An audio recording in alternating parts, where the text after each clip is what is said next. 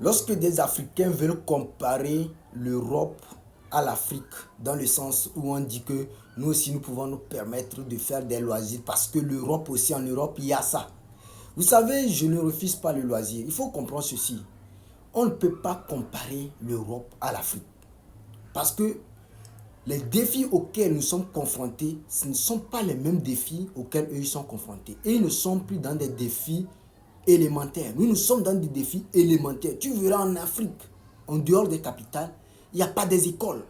L'éducation qui est fondamentale pour développer un pays, tu remarques qu'en Afrique, quand on sort des capitales, tout est dégradé. Il n'y en a pas des écoles. Ou des écoles vraiment, ce n'est plus ça. Les bâtiments sont tombés, tout ça. Il n'y a pas de l'eau dans certaines villes et tout ça en Afrique. Il n'y a pas un réseau sanitaire assez développé et tout ça. Et vous allez me dire que nous devons aussi faire comme l'Europe. Si eux ici font là-bas, par exemple, Nice, ils font par exemple là-bas des loisirs, des trucs comme ça, de façon répétée. Nous aussi, nous allons investir, c'est-à-dire que nous allons sponsoriser vraiment ces événements à hauteur de millions au détriment des besoins élémentaires des populations, de nos frères qui sont dans, dans des villages où ils n'en ont pas cette opportunité d'avoir de l'eau et de l'éducation.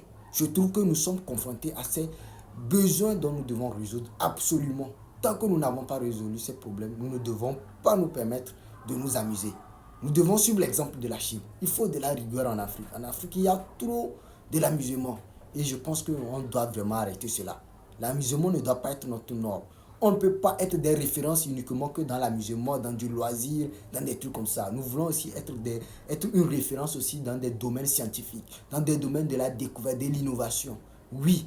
Et lorsque nous avons ces gens de personnes ici, en Afrique, qui, ou bien à travers le monde, d'origine africaine, qui essaient de faire ces trucs-là, on banalise cela, on n'essaye même pas de médiatiser, on n'essaye même pas d'apporter un engouement derrière tout ça. Et c'est vraiment décevant.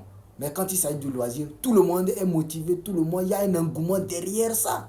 Et c'est ça qui fait que nous nous sommes endormis.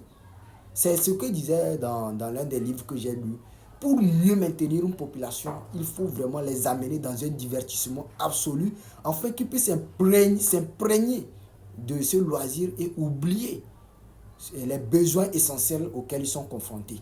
Et c'est ce qu'on voit en Afrique et c'est dommage. Nous, la jeunesse aussi, si nous pensons que le loisir, on doit la normaliser et plus que le travail, je pense que ces personnes qui pensent comme ça n'en vaut pas le coup. Et ils ont un problème sérieux. Et ils ne font pas partie de nous qui pensons de façon vraiment sérieuse. Merci. Nous ne pouvons pas prétendre aimer l'Afrique et voir cette Afrique être en train de se dégrader sur tous les niveaux possibles. Parlons du développement en Afrique. C'est vraiment une question centrale. Parce que jusqu'à présent, nous avons les mêmes défis dont nous n'avons pas justement pu résoudre, ne serait-ce que la moitié. Et cela doit nous poser beaucoup de questions. Moi, ça m'étonne de voir des Africains qui raisonnent de la sorte. Oui, nous aussi, nous pouvons nous permettre de faire des loisirs, nous pouvons nous permettre aussi de faire des événements, voilà, comme aussi on le fait en Europe, que l'Europe aussi le fait, mais ils sont développés. Ça, c'est une très mauvaise comparaison. Pourquoi nous ne pouvons pas nous comparer en disant qu'eux, ils créent là-bas des avions, ils créent des trucs scientifiques, l'IA, c'est eux et tout ça. Pourquoi nous ne pouvons pas nous comparer ainsi? Nous aimons toujours faire des comparaisons lorsqu'il s'agit de quelque chose de rien quoi, de banal. Vous savez, le divertissement, oui, mais il faut travailler. La Chine l'a su le faire et aujourd'hui, ils sont une puissance mondiale. Ce n'est pas rien, c'est le travail. Arrêtons des raisonnements bidons à vouloir encourager justement la médiocrité de façon voilà, aveugle. Soyons raisonnables et travaillons pour que l'Afrique change. Le divertissement est devenu la norme en Afrique. Jusqu'à même aller dans la dépravation des mœurs. Tout ça, c'est devenu la norme en Afrique. Et lorsque toi, tu penses différemment de cette norme dont ils ont créé, tu deviens leur ennemi. Tu deviens une personne qu'ils veulent abattre. Et ça, c'est dommage quand moi je vois des gens réagir de cette façon. Nous devons cultiver des bonnes mœurs. On ne peut pas avoir une société développée, civilisée, une société qui aspire à un changement radical en prônant le divertissement, la dépravation des mœurs et tout ça. Je pense que nous devons être recadrés, recentrés, amener de la rigueur absolue en Afrique, comme le fait en Chine.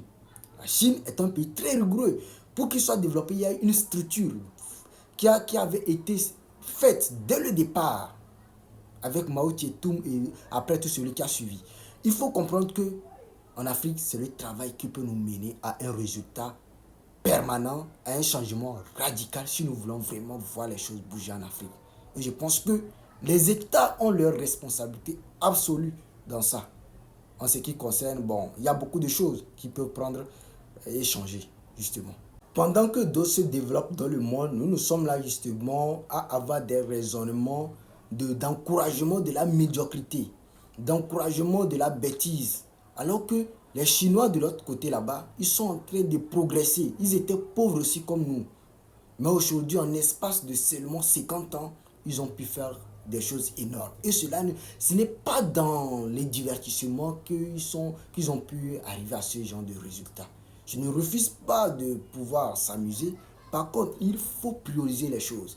Lorsque l'investissement du loisir dépasse l'investissement dans les besoins urgents, dans les besoins primaires des populations en Afrique, je pense que là, il faut se poser énormément de questions, être raisonnable et pouvoir prendre des décisions judicieuses. L'amusement, oui. Le travail, beaucoup plus, et c'est mieux comme ça. On ne peut pas prétendre aimer l'Afrique, surtout nous les Africains, en venant justement encourager des choses qui ne pourront pas permettre à l'Afrique de pouvoir se décoller. Moi, j'ai fait une vidéo aussi concernant les loisirs et tout ça. Et j'ai eu quelques réactions et tout ça. Moi, je ne suis pas du tout contre, comment dit-on, des avis contre. Par contre, il faut développer le débat, essayer de comprendre et essayer de conscientiser les gens. Si tu apportes une idée donnée, il faut raisonner pour aller et que ce raisonnement soit vraiment logique, factuel. C'est comme ça.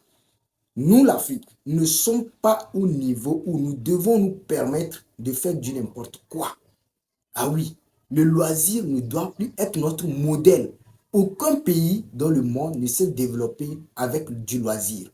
S'il y a un pays qui s'est développé dans ce monde en se basant uniquement sur des activités de loisirs, alors mentionnez cela dans les commentaires. Le rêve d'une Afrique meilleure de demain est encore un rêve et qui est encore très loin de ce que nous voyons qui est la réalité.